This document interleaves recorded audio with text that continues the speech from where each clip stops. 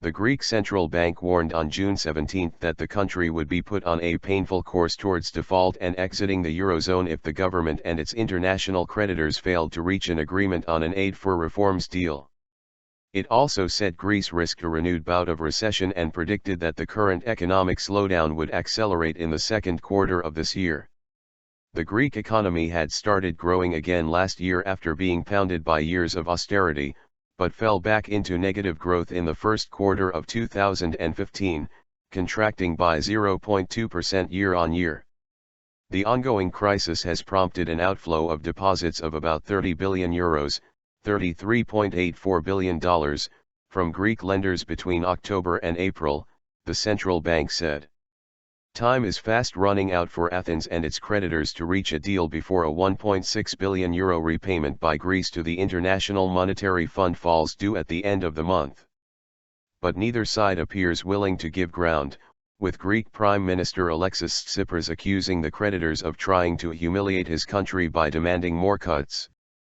Despite the heated rhetoric, the central bank said that the two sides appeared to have reached a compromise on the main conditions attached to an aid agreement, and that little ground remained to be covered for a deal to stick. Failure to reach an agreement would mark the beginning of a painful course that would lead initially to a Greek default and ultimately to the country's exit from the euro area and, most likely, from the European Union, the Bank of Greece said in a monetary policy report.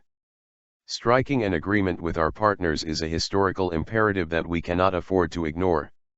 Austrian Chancellor Werner Faymann, who has taken a relatively lenient line with Greece, was in Athens on Wednesday in a last-ditch bid to end the standoff.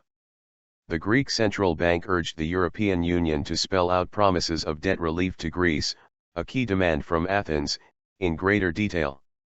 An agreement would allow Greece to benefit from the favorable global environment and the ECB's quantitative easing program, the report said.